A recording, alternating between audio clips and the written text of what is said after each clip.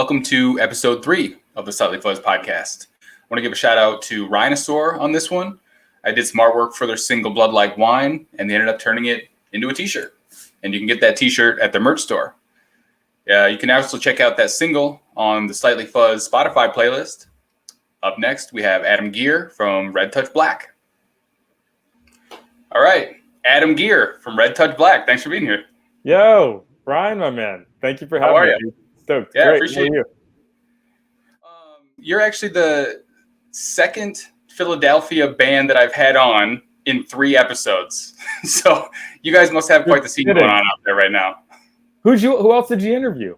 The Age of Truth was my last one. Oh, yeah, of course, man. You know those guys? Yes, yeah. And I have to say, I think you're absolutely right, man. Them and there's so many other bands. There's a few more. I just noticed going through some bands and stuff on Instagram today.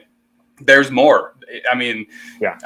They're all over the place, but Philadelphia seemed to keep coming up. If you can find me a better city right now on the planet that is putting out like rock, especially heavier rock stuff, but a lot of different things into psychedelic rock, then I'm gonna buy you a beer, man. Really? Why? Yeah. Why is that? It's a good question. There's a lot of great people out here. Have you been out to Philly? No, never. If you come, we're going to have a great time, man. It's a very real city. There are just so many different people. And I don't know, maybe I'm romantic, but at the birth of democracy, I think a lot of that has to do with just the feel of the city. A lot of people of color just intermingling and South Philly and Irish. And it looks like you guys are playing shows again, huh? Yeah, we're playing shows down here. We actually just played a show this past weekend indoors. That was our first indoor show since the pandemic, and another one. So people are excited, man. It's positive vibes for sure. Cool. And that was a Dolphin Club or yeah. What do they call it? Dolphin. Do you know anything about this place? Did you read? No, I briefly looked at the pictures after you told me that, and they're interesting. Dude. So we're here on Broad Street, which is a big street that runs north-south. And in the south is the naval yard where they used to build ships a long time ago. They built big Navy ships and everything. There's still some old wreckage of them. But this used to be a sailor bar called the Dolphin. It's 16, 20 blocks north of the Navy yard. And sailors used to go into this strip joint, basically, is what it was, and kind of party when they were here. And it's still a club today and many iterations of it, down the path. But it's a really cool spot. Now they're doing live music, which is nice. Which is very cool. Must be all sorts of kind of music, right? Totally, yeah, at this point. Yeah. Cool. Yeah. So I wanted to ask you about your album a little bit. I listened to it a month ago, and it sounded I think you listed it as stoner, psychedelic, fuzz, all that stuff. Yeah. And when I listened to it, it sounded just different than anything that I really expected. You guys have the female backup vocals, and she takes on one song, I think, Begging You on her own. You have the synth in the background there, and it's got kind of this almost 90s vibe on a few of them, like a Pixies sound, but it's got some heavy songs in it. It's got kind of little dreamy songs in there. It's really interesting as a record. Yeah, thank you, man. And Shannon, she also plays that synth. And then there's an Adam Fanoff, he plays drums, and then Adam Williams on bass. And if you're keeping track, that's 3 Adams, which is just absolutely insane, man. 3 Adams in the same band, and then Shannon. That's funny. Two Black Adams with dreadlocks who are of Jamaican descent. And again, if you go to any city and you find 2 Black Adams who are Jamaican in the same band, I'll buy you a beer. Well, you're probably one of 5 black dudes in this entire genre to begin with. So to have 2 of them in the same band is pretty impressive. That is also a true statement. But yeah, to answer your question, man, I'm a huge rock fan, and the first bands that I started playing in were not rock. They're kind of rocky, but they were more jazz fusion psychedelic, Herbie Hancock, early 70s, that kind of feel.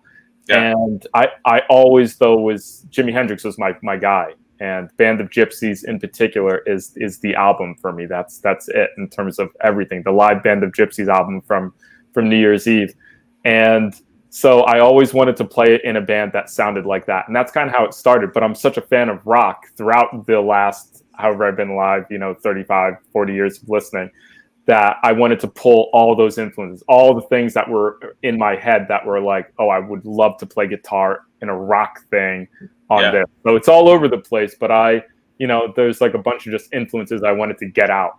Well, it's interesting you say that you drew from so many influences, because to me there's almost. Have you heard the new Desert Sessions record? I haven't. It's like Josh Homme and like friends, and they all get together, and it's like volume like 12 or something like that at this point. I don't remember what they're on, but yeah, it had almost like a similar vibe. I think like Billy Gibbons was on this last one. It hits him some bigger names on it, but it had like this vibe of like, you can kind of tell it's all the same album, but each song is so different from the last. And they have one where it's all female vocals. They have a couple where Josh sings, obviously, and they had Billy Gibbons sing on one, and they're all cohesive in the end, but it really gives this like experimental vibe where it's just like we had a lot of ideas and influences and we put them all onto this record. And especially with like Begging You having the all female vocals, I just got that vibe in my head as I was listening to it. And for sure, there's definitely not a terrible amount of Black and brown people in the metal genre, but I think it's just a function of like a lot of different things. There's so many great traditions in Black and brown music in this country, and it's just like, why wouldn't you be part of some of the really, really, really awesome stuff that's happening around there? But for me, it was kind of the same way. On the flip side of the coin, I grew up in like a predominantly white area outside of Albany, New York, in upstate New York. And so I was one of two out of a school district of, I don't even know how many, thousands.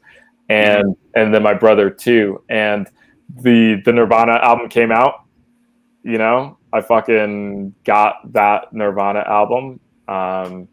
And like everyone else, never mind, of my generation, it blew my mind. And all of a sudden I was addicted to hearing that kind of rock, and it snowballed from there into Hendrix, a lot of blues artists, Steve Urkel. I went through all the phases, and then I came back to like Rage Against the Machine, Soundgarden. It just tore through that sound, and it got heavier and heavier and heavier until I ran into Sleep, the band. And I just ran into them, I don't know how, along that progression, and Sleep blew my mind in terms of just like heavy riff, super slow, not trying to go anywhere, not trying to be flashy, just a big groove. And it felt so just awesome. And since I heard that, and then everything else I heard going back to Hendrix and Licks and Fuzz, and I was just like, oh, I have to be a part of that super heavy, droney, that feeling you get when you listen to those riffs. Yeah. If you're a music lover, then I think, when you're a music lover who loves music, I think you have to listen to Sleep and bands like that and what's happening in this scene, and definitely go to a live show. And if you're not used to it, bring earplugs, because it will be loud and you'll probably enjoy it better. But take the risk. Go look at the people. The people are great. It's an amazing scene. No one ever is like super great, like aggressive or anything like that. It's just they all want to be there and feel the like how loud it can be and riffs, and it's just awesome. It's a great scene and it's awesome music. It is a great scene. I talked about it with Chris a little bit on the first podcast, and it seems like there's so many bands and even like record labels themselves in this genre that are all about lifting each other up and helping each other out. I mean, it's easy to see like bands helping each other out, but when you start seeing like the labels themselves working together on like festivals or even on social media or anything like that, it's surprising, but it's awesome. I mean, you hear like Ripple Music talk about it a lot, about how they just love music and they don't care if if a band's not on their label, if they're going to be good for a show, they want to put them on. And I think I find that a lot in this type of music. It seems that everyone's really helping each other out, promote each other, and they're fans of each other. And I don't remember it quite being like that growing up listening to just classic rock, heavy metal. You know, I got heavier and heavier as time went on too. And I don't remember that. I mean, maybe I'm just tainted now at this point, but I don't remember that so much. And in this scene in particular, it really seems like it's happening a lot.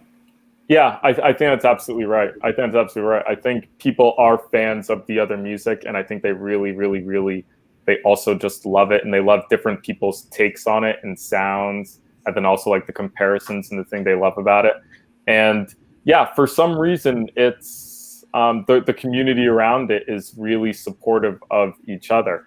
Like we just played the show with, and we were so fortunate enough to do it with this band, High Reaper, that shirt is on, Ruby the Hatchet, Heavy Temple, Slow-Mo Sapiens, you know, St. James and the Apostles, Larlene. There were so many amazing bands from Philly there, and it was like all they wanted to do was support each other. It was incredible, and it really made us feel at home. And yeah, I tell people too with this music, a lot of times people who aren't into it, it's like, oh, it's too heavy, whatever they think about it. It's too whatever they think about it, right? And I'm like, but the people too, once you get into the scene, you'll see that the people are like also as supportive, nice, genuine, funny, fun-loving as like anywhere, and welcoming too. Like they're very welcoming, I found. Yeah, I've gotten that feeling. I didn't know that all those bands were from Philly. Is that all those things just named off? And so many more, man. Yeah, that's incredible. I mean, I know we talked about it, but I've been listening to Slow-Mo Sapiens lately, and I did hear Ruby the Hatchet a while back, and dude, how good are they? Yeah, it's awesome. You guys do have a hell of a scene going on out there. Dude, Heavy Temple, they just dropped an album. Yeah, that is fucking. There's a track on it called Isabella, and all of your viewers, if you haven't listened to the track Isabella from Heavy Temple, that it's rad. Yeah, there are a lot of great bands. And why is that? I don't understand. Yeah. I go to these shows and I'm like, does anybody else in the world understand what's up? Yeah. It's cool. We dig it. Like I said, I'm not really in Chicago, but I don't know that many super heavy. I don't know if there's a super heavy scene going on down there. I know a few bands in Chicago, and they're great and they're heavy. But as far as like a really good scene, I don't know. Maybe I'm just too far away from it. Maybe I'm wrong, but I don't know. I don't know that that's really happening too much. I will try. I'll investigate that. The Russian Circles are from there, and I think they're from Chicago, but they're awesome. But they've been around for a long time. We need new. Yeah, I don't want to like offend any Chicago bands out there. I mean, there are good heavy bands out there. I know that, but as far as like just like it's a big city, you know. You would think that there would just be like this incredible heavy scene. Maybe I'm wrong. Maybe I shouldn't have said that. we should start like a Philadelphia-Chicago rivalry now, like the East Coast West Coast thing. Yeah, like I've fired the first shot, and we'll see what the response is. Yeah. I wanted to ask you about Long Legs. Because well, the first time I listened to it, again, like this is a while ago, the first time I heard it, and I don't always listen to the lyrics super well my first time through, but in my head, I'm just like, oh, long legs, like it's got to be like ZZ Top, like legs, you know? And back in the 90s, like growing up, like legs were the thing that made a girl sexy, was just legs, and now it's all ass. And I was like, I bet this song is about legs, and it's like a throwback to like how sexy legs are. and then I listened to it again, and I don't think that's what the song's about at all. God, I wish I'd thought of that, because that would have been like so much better, probably. Definitely an allusion to that. Yeah, I definitely remember that, and I can see it in my head. I can see the music video, and so the Long Legs thing came out. I was trying to write like a love song, breakup song kind of thing, and I wanted to be like a little bit tongue in cheek about it. Like I just wanted to be, I don't know, a little bit tongue in cheek about it, and that's how it kind of came out. But definitely, those are the images that, like, you know, from like videos that stick out in your mind in rock. Yeah. I wanted to ask you about the artwork also, because it's another really unique part of this album is that, and I kind of talked to the Age of Truth about this too, about album artwork. I'm super into the artwork. I'm an artist myself and a designer, and so I always zero in on that a little bit. And you look at a lot of stoner albums, doom albums, stuff like that, and you get the same vibe. You kind of know what you're going to get going into it. And with yours, I had no idea what to expect because the album cover is so funky in itself, but it was almost like there's maybe going to be a little bit of tongue-in-cheek in it because it's almost goofy, but not quite. And it's definitely not evil. So you knew it wasn't going to be like this like doom record or anything like that. So how did that album artwork come across? Where did you get the mask? How did you decide to use it for the cover? Tell me about the artwork. Yeah, that's a great question, and there's so much fun really because it's just, you know how it is when you're like in a band and you do things. There's a funny story kind of behind these things, yeah. But we had a dude lined up who's an amazing artist to do our art, and it just didn't work, and we kind of wanted to like release a date, and it was whatever. So I literally, the synth player Shannon and singer, she's incredible. She's an incredible artist in a lot of different ways. But we were like, shit, we have to do something. And I was like, you know what? I've got a mask. I'm going to go put it on. I'm going to take my shirt off. There was a big debate as to whether I should have my shirt on or off for the picture. You know what I mean? And I literally just went into the alley and took the like iPhone portrait mode and took it. Oh, wow. These bricks in my background with the mask on. And then she helped with the filtering, and we looked at it, and the same thing you're saying. We were like, oh, what's going to be like grabby? And we're not quite sure about our like sound, how that portrays to people and what their expectation would be looking at a thing. You know what I mean?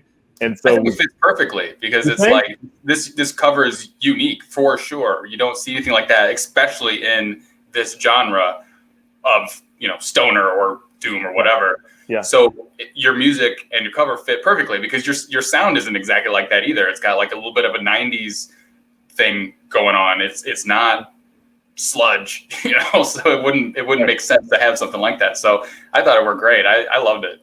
Oh, dude, man, thank you so much. That's really awesome. Have you ever heard of a place called the Woolly Mammoth in Chicago? Yes. Yeah? Yeah, I gotta say that I've been there. They have stuff like that. They have these big, weird masks that used to be in like, I don't know, a circus, you know, 100 years ago. And they have like old like medical equipment, like phlebotomy tools from back in the day, like really bizarre, weird stuff. They have like a drawing that I think John Wayne Gacy made. I think it was of Hitler, actually. It was like a John Wayne Gacy drawing of Hitler is in there. They have just really bizarre stuff. That is dark. And when I saw that mask, though, I was like, that looks like the place, you know.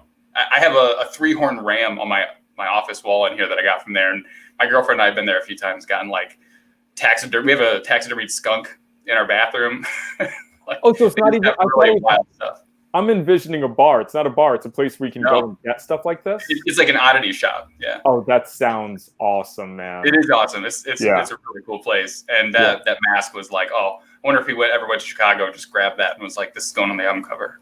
Can I ask you how much you paid for that? For the 3-horned ram skull? Yeah. You don't want to know, man. Too much.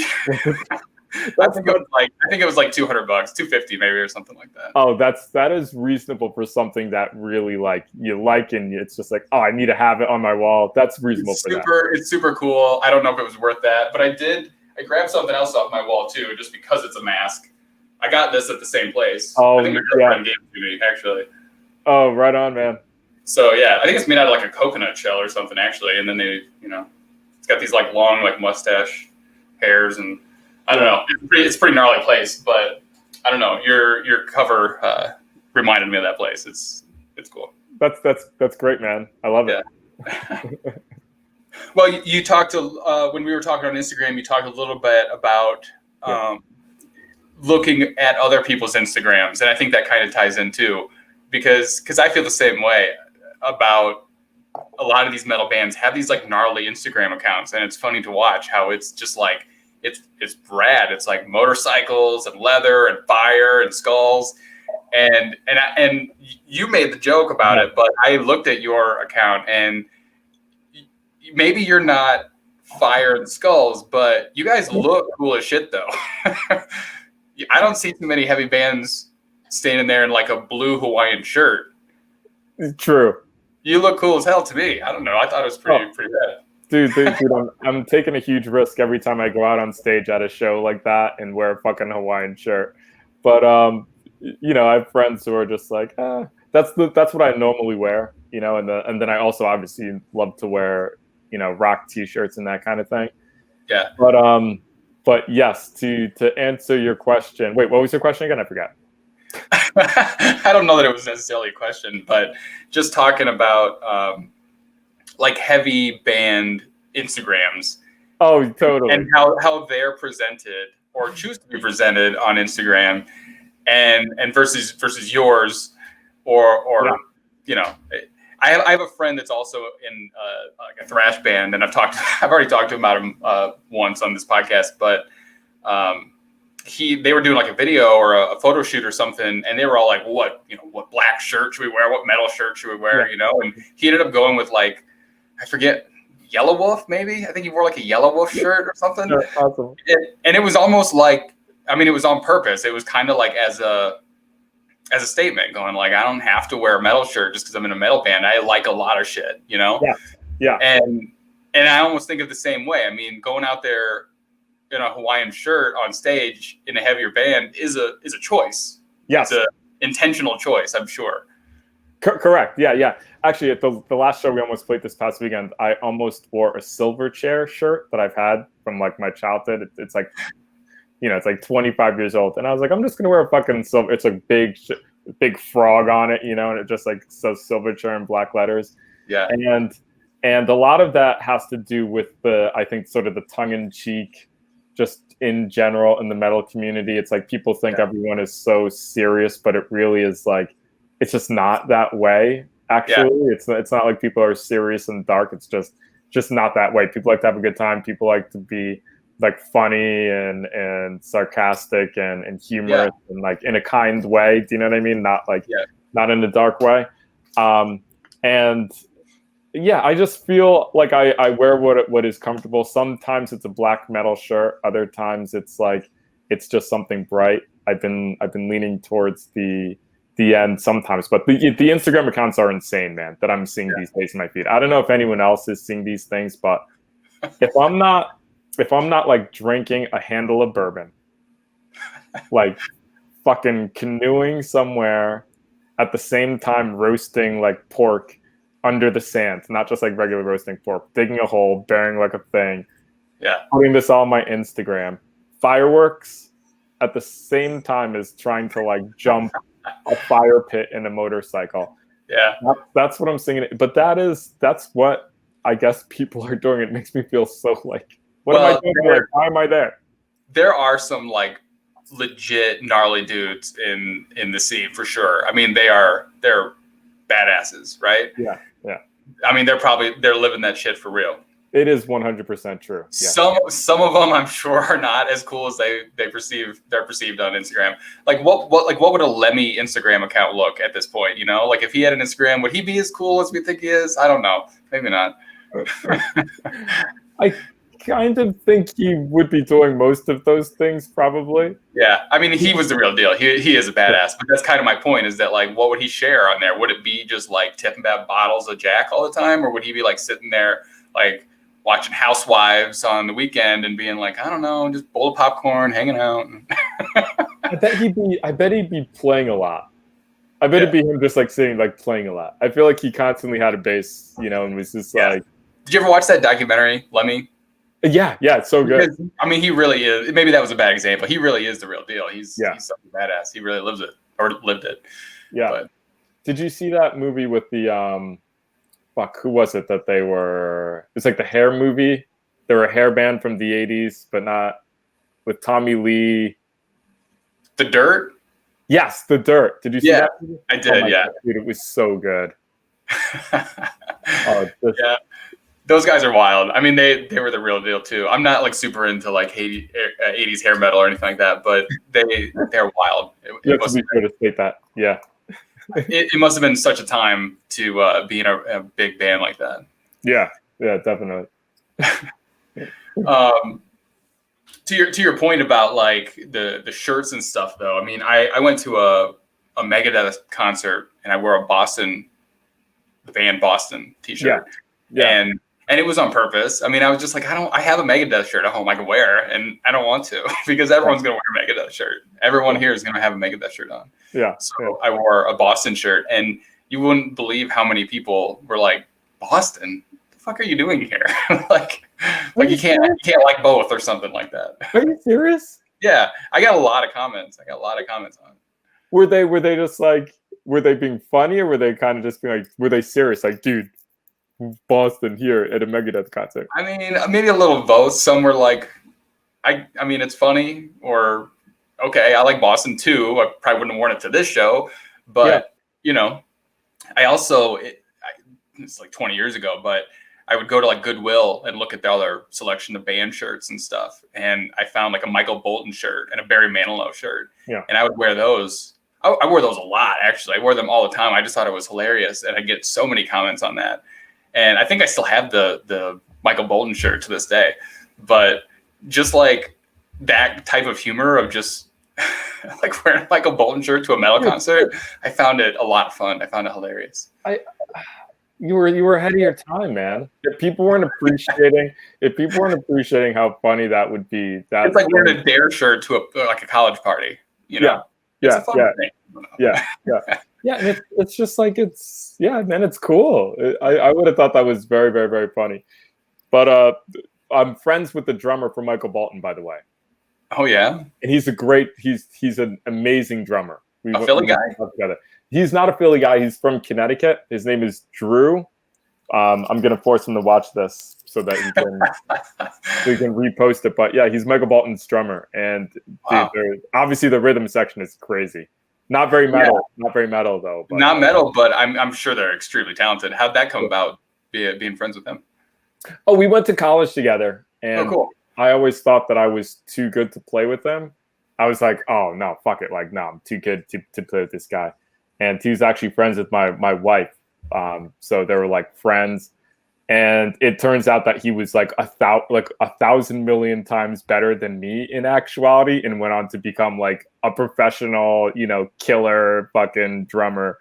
And, was he into music like that, or was it like just the best gig in town? And he's like, I can't pass it up. He was really good. He was in the music program there. I just had like an ego. I thought it was better than him, and he was like a trillion times better than me in actual. But did he want to be in like a metal band? And he was like, I don't know, I got the offer from Michael Bolton. I can't turn that down. He also plays drums for a woman who won American Idol. Okay. I forgot her name a long time ago. But he's just good. He can play anything. He's one of those dudes who can play anything, any feel. And it's just gonna sound good. Yeah. Well, I mean, Michael Bolton has kind of had a comeback there after like the what were they called? The funny guys, Lonely Island. Is that what they're called? I don't know that. It was the guys from SNL. It was, oh Jesus, I'm not gonna remember any of their names now for some reason. But they were the guys from SNL, and they started this band, funny like jokey band called like the Lonely Island, I think. Oh, and yeah. And they did a song with Michael Bolton. It was about like Pirates of the Caribbean or something like that. And everyone was like, oh, Michael Bolton like can laugh at himself. Now he's awesome. And he had like kind of this resurgence. And like he did like a Netflix special, I think. And it was like this Valentine's thing that was almost making fun of himself, but kind of romantic and funny. And people were just like, Michael Bolton's the shit now. After the people have been making fun of him for decades. I'm not surprised that he's had a resurgence. I'm definitely not surprised. I mean, some of those tracks they're killer tracks. I love to think about, because I'm in the riff business, and there have been so many great riffs. I love listening to artists like that and then being like, okay, what tiny part of their song can I make a riff out of? And there are a lot of them that's like a great starting point, like just like a poppy, slow it way down, make it super heavy. Yeah. Are you Catholic by any chance? I was raised Catholic. Yeah. I'm not. Me too. Same exact thing. I was raised Catholic, and I'm not practicing. And there's this one thing from Catholicism. It goes, Christ has come, Christ. You know what I'm saying? Yeah. Okay.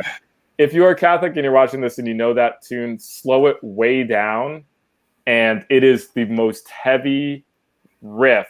And you don't even have to change the words. You slow that thing down, you keep the words, it'd be heavy as hell. Dude, even if you were to keep the words, you would be like, holy shit, this is fucking super fucking heavy. But if you do that at home, and don't steal that idea, because I'm still trying to figure out a way to play it in a set, and I'm just going to play the riff first, and then maybe I'll sing the words now, I don't know. But I love just hearing things like that, because riffs are awesome. Yeah, man, I love riffs. Yeah, big riffs. That's interesting. That's such a good way to like hear your writer's block, is to like take a song that you would never imagine to help in any way. Like, let's just pick on Michael Bolton this whole episode. Take a Michael Bolton song and slow it down, or take the chorus or like the catchy part of it and like do it with a distortion and turn it into like this metal thing, or like things from church. I mean, that's great. That's a good idea. Yep, we just played we played the chorus of Britney Spears' "Hit Me Baby One More Time" in our last show, and it was like, bomb, bomb, bomb, bomb, bomb, my loneliness, bomb, bomb is kill, and it was we just did the one thing, and I thought it worked out great, man. You know, that is a thing that I've kind of noticed for a while now, is if you watch Free Britney, by the way. Sorry? I said Free Britney, by the way. Sorry. Go ahead. Yeah. That's a whole nother thing. But if you watch like commercials, like for like a video game, they'll take like a pop fun song and slow it way down and make it kind of creepy. Yeah. And you're like, oh, that's awesome. And I've seen it done a handful of times, especially in recent years.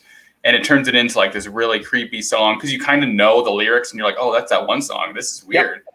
And your reaction to it is like accentuated because of that reason. And it turns it into a pretty cool song.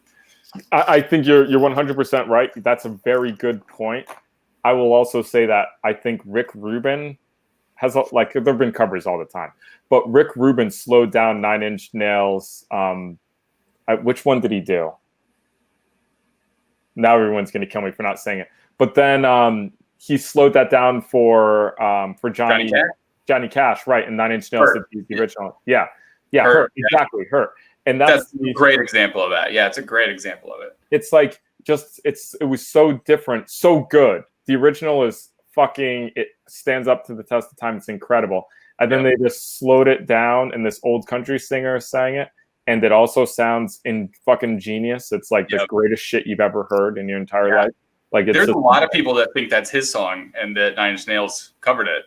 Yeah. And that's got to be the ultimate compliment if you're covering someone, is for people to think that it's your song. I mean, yeah, totally. People were like, man, they came up to me after the show. They're like, "Hit Me Baby One More Time. That was amazing. When did you write that?" I didn't write that.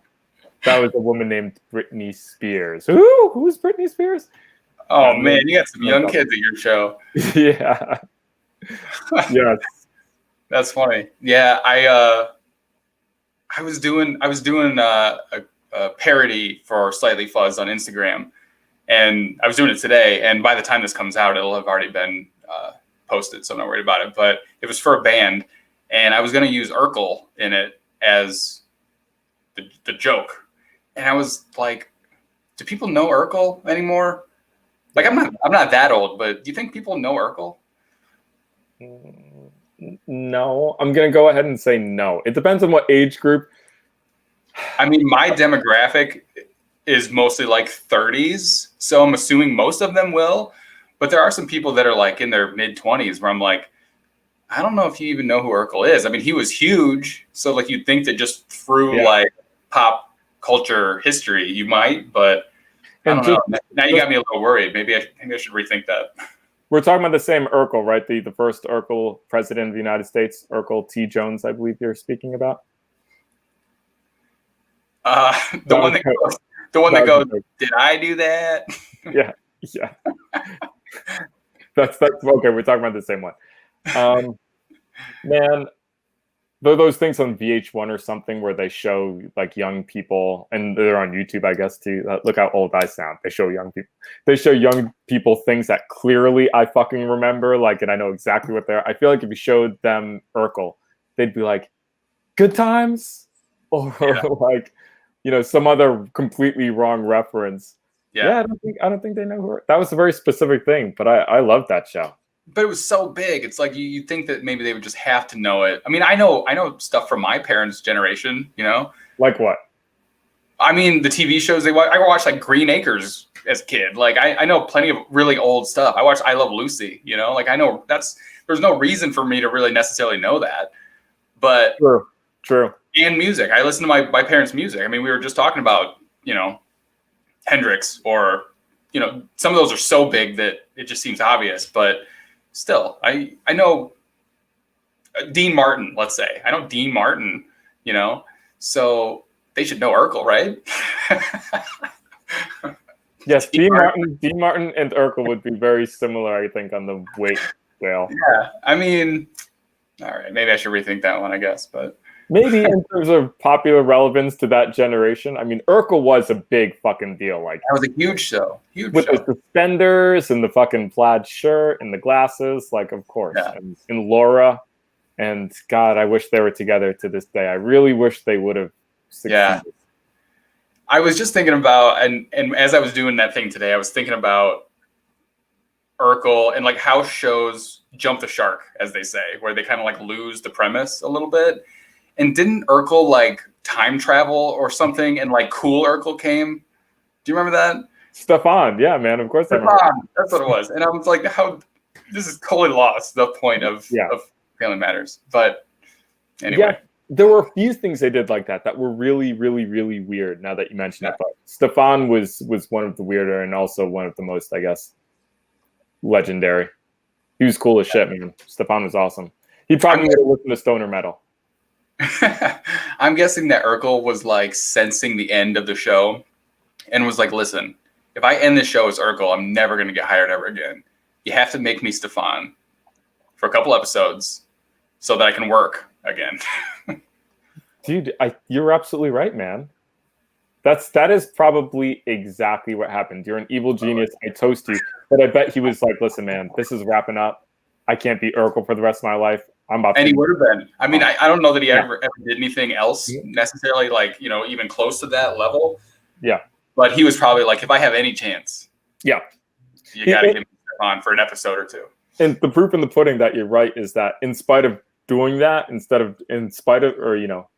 even though he did that, he still is just Stefan. I'm sorry, Urkel. No one really remembers Stefan. Urkel, yeah. It's easy to get Urkel and Carlton mixed up, I feel like, now that I'm thinking about it, because Carlton was a huge dork too, but very different dorks. Very different dorks. Yeah.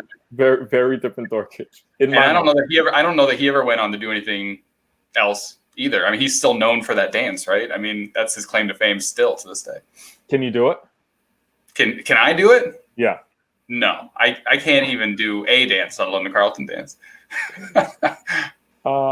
I think he was in like Hollywood Squares. I think in his credit, right. They might have both done it, but yeah. Super important geeks in the world of our childhood. Yeah. I don't even know how we got on that topic, but I have no idea how we got to that topic. I love thinking about it. Mm-hmm. Those were good times. They were. TJF, wasn't it? TJF. Something like that. Being a kid and watching TJF, it was like Full House, Family Matters, Step by Step, something else. I don't know, but step by step, day by day by day. See, those are the songs that you should be slowing down and turning into metal songs, because they all had great theme songs. Family Matters. I don't remember what Family Matters was, but I remember loving it. Could that be a cover band? Could a cover band go around and just sing like jingles, but really sludgy? There might be. I was going to say there probably is a cover band that does jingles, but like to be a metal version of it would be pretty awesome. Yeah. Because they're super well written. I think that a lot of them were written by the same few people. It was a guy or a handful of people that did like a lot of those from the time period. I mean, they're probably loaded at this point, but those are like amazing songs, like really well written and like they're really catchy. Totally. Fortune for whoever wrote all that stuff. Oh man, it just it sticks in your head, until today. There's no question about it. Yeah. On the first episode of this podcast, Chris was talking about how he knows through Instagram mostly and chats with the guy that wrote the Seinfeld theme song because he's a bass player and he talks bass with this guy. Yeah, that haunts me though. That one haunts me. So I actually the bass line from Seinfeld. It definitely haunts me. Yeah, absolutely. Every time I hear that tone, I'm like, it's just like an abrasive tone. But I mean, who is playing that bass? It's like Les Claypool fucking playing that bass. It is. It's pretty like, it's kind of like a wonky sound that he has that he plays that with. And it's like throughout the whole episode, like they'll change scenes and be like, boom. Yeah. Someone should do an SNL of that where Les Claypool is like, he'd be great at it. What if it was Les Claypool and he's like, I don't like to talk about it. That would explain why he's probably, I don't know, on an island somewhere. He's fucking just printing cash on the Seinfeld jingle. Yeah. So this next segment is called Real or Fuzz. And I'm going to show you 10 album covers. And you have to guess if they are real album covers or slightly fuzzed album covers. I'm so excited right now, by the way. I can't tell you how excited I am. I am too. These are pretty good. Yeah. All right. Let me enlarge that one a little bit. Oh, come on. Are you serious? This is how we're starting? Because already I'm stumped. I haven't seen the other one, but I don't know. Thank you for the dove. I haven't heard of Mike Atkins. You motherfucker. This is so good. Oh, am I supposed to be guessing right now? Real? Is it real or is it slightly fuzzed? I thought you were going to show me another one. There's just the one right now. Just one. I'll go through 10 of them one by one. Well, this is way too hard then, man. I'm going to go with slightly fuzzed. This one is real. I have to get this album. Yep. Do you have this album? And if so, is he on Spotify? No. Like, how am I going to check him out, man? I don't know. I should have looked on Spotify for some of these, actually. Maybe that's what I should do next time is listen to these real ones. Dude. Because I bet it sounds immaculate, but I didn't look up the music. I just looked up if it was real or not, and it is. I have to hear Mike Atkins. Yep. Just wait. Mammoth lungs. Will somebody open a window?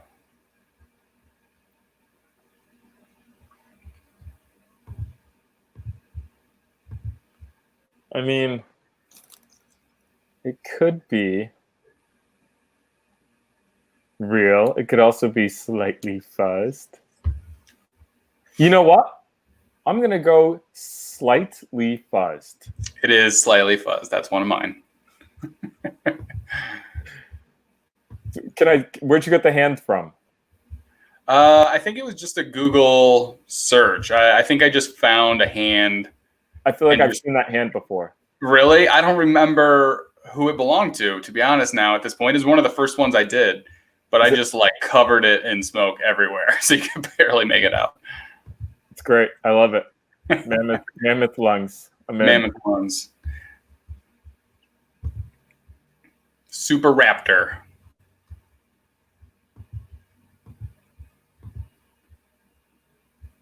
That is real. It is real. And actually it's a new album by like a pretty heavy band. And it's actually great. If anyone wants to go check out Super Raptor, shout out to them. I don't know them or anything like that. I don't even know if they're on Instagram.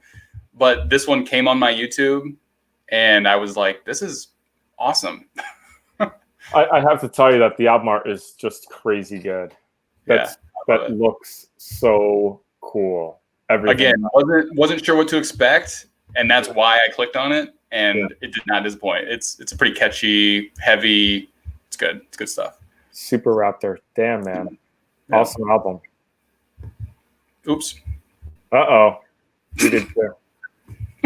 I liked what I saw there, hair-wise. Attack of the Booger Pickers. Booger Pickers. That's so awesome. I've got to hope that that's real. No. That's me. I did that one. Dude, my album would have looked so cool like that. I love it. The lettering is so cool. I love zombie stuff. Yeah. That's like my favorite movie genre, and it just... Oh, yeah? Oh, God, that looks so cool. Yeah, I love that look of the letters. Very cool, man. Thanks. You would have had to spend a lot of time to do this, because I know that Halo is an actual record label. I might have some. So I'm going to go ahead and say that it is real. I'm going to log it in.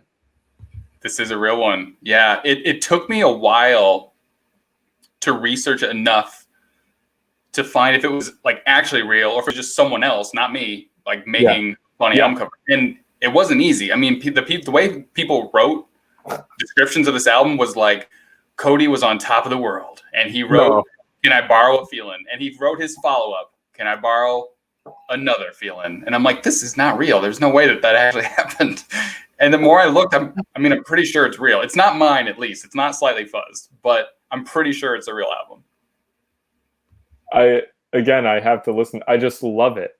Yeah. You know, clearly he's just been arraigned, right? In a prison somewhere. Clearly he's going to prison. He's still drunk. He's not anywhere near sober, by the way. He's like still very, very, very drunk. Who in their right mind was like, this is it. Yeah. This is perfect. This is perfect. This is what we were looking for. Man, I love it. Yeah. I love it. That is so good. Oh, come on. I know that this is real. You do? No, I mean, I don't. But this is like as dark. I know that this has to be real. It's just it's too this to be unreal. It is real. And also, I have to say, pretty awesome, actually. I listened to a single from this, and I was like, how is this called Goblin Cock? Like, it was awesome. I really liked it. It might be, I could be mistaken, it might be on the Slightly Fuzzed playlist on Spotify if anyone wants to check it out. If it's not on there, I'll add it tomorrow. It's a pretty awesome song. And heavy? This was like heavy, which way? Yeah, it's heavy. I don't remember if it's like exactly like doomy necessarily, but it's like it's heavy. It's a heavy song for sure. Yeah, it's good. And I listened to the whole album, but there was this one song that I really, really liked, and it's worth checking out. Completely ridiculous. I don't know why anyone would want to make Goblin Cock and put his dick dragging across the floor necessarily, but it's good stuff. It's an album that has to deliver. It has to like. You can't fuck around with an album cover like this and then come out with something that isn't fucking gonna be like super heavy and like, you know what I mean? Like they're drawing a line in the sand, and we'll find out. That one, I couldn't even make that one up if I tried. That one's too good to be Slightly Fuzzed. It's real. Unfortunately, I wish I could take credit for it. Yeah, it is. That's real. So you would have had to have photoshopped in the Relapse sticker, because I know that that's a label here. They're actually based outside of Philadelphia. Yeah, so the lettering is just awesome. I mean, and the colors and everything. I'm going to go ahead and say real. That's me. Whose letters are these? I did the lettering. The artwork is from a guy named Michael Scott Murphy. And he's done a couple things for me, and he's a really talented artist. So if anyone wants to go check him out on Instagram, Michael Scott Murphy. Dude, the lettering is fabulous. Thanks. A job well done. Thank you. Excellent. Very good. Cactus. This is getting back to that tongue-in-cheek thing, man. I mean, I know you have that sense of humor, but this also like just rings true to me. So I'm gonna go ahead and log real. It is real, and Nice. I did a cover kind of based on this whole concept. I called it Cactus, and it looked like the cactuses were dicks. But I saw this album come up, and I don't remember where. I think it might have been Instagram, and I was like, "This can't be real. Like, is no one else seeing the dick? Is no one else seeing that?" And I would like Google it. I'm looking up like, what's this band named Cactus? What was with this album? Did anyone like boycott this album because there's clearly a cactus dick on the front of it? And no one acknowledged it. Nothing. No one said a word about this cactus penis. Except for me. And I'm like, is my brain fucked up? Because it's clearly a cactus penis. aside from whether or not you believe that is a human phallus, okay, regardless of that, it's like a beautiful album cover. Even if that's just a random cactus, the sun, the lettering, it's like very simple. It's a very cool album. And good music too, by the way. I did look it up on Spotify. This was a while back now. And it's got that like kind of like 70s heavy rock psych Awesome. type of thing. Like it's worth checking out too. It's pretty cool. Definitely interesting album cover. Maybe I'm the only one that just sees penises everywhere, but Yeah. Social conditioning. We can't truly blame you, but yeah, you might, bud. Oh, come on.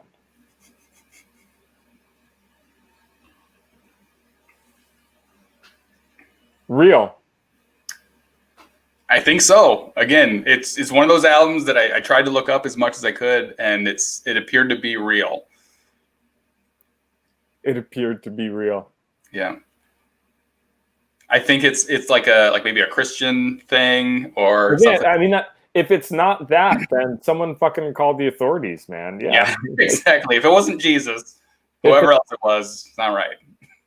Yeah, it has to be Jesus, and that's it. Yep. So that one's a real one.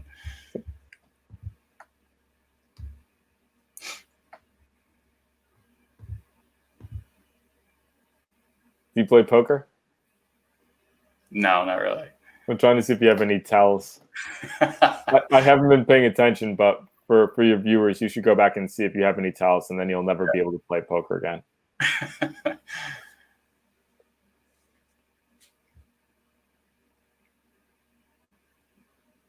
I think this is, you know what? I love everything about it, but this has got to be slightly fuzzed because I get your sense of humor now, and I think this is your sense of humor playing out on an album cover.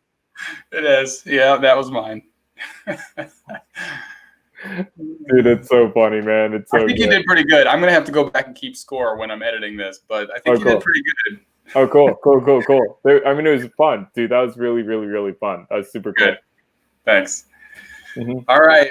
So I'm going to let you go, but you have a new album. You have a new album out now, Red Touch Black. Mm-hmm. What else? You want to plug your socials, or you got shows coming up? What's going on? Thanks, and yeah, we're on Instagram, as I think we talked about before. I'm trying to, tomorrow I'm gonna like fire myself out of a cannon while drinking a bottle of like Pappy Van Winkle and an attempt to land on the back of an alpaca and then shear it. I'm gonna shear and then knit a sweater, sleeveless sweater out of it, all in the same go. But after I do that, we're playing with this band, High Reaper, which I bought this shirt so many years ago when I really started getting into heavy music, and they're a Philly band. It's always been a dream. We're opening for them September 3rd at Kung Fu Necktie with this killer band, Diatra. They're just fucking super heavy and awesome. Stoked about it, man. I'm excited to be playing shows again and to just have that experience with people and to see these other bands. I listened to the new High Reaper album. It's great. Yeah. And like I said, I've listened to your album and it's great. So it's going to be a good show. And I appreciate you so much being on here. Of course, man. Thank you so much. And thanks for playing along. And it's been such a pleasure. And the independent scene, we talk about people supporting each other and being in the scene, and this is exactly what I'm talking about. It's a super positive, fun, scene, and I'm happy to have done this, and I think you're super awesome, and I look forward to other bands who get to have this experience. Man. I appreciate it. That means a lot. Thank you very much. Yeah, right on. All right. Yeah, great to Take meet it you. easy. All right. You Bye. take care. Be cool.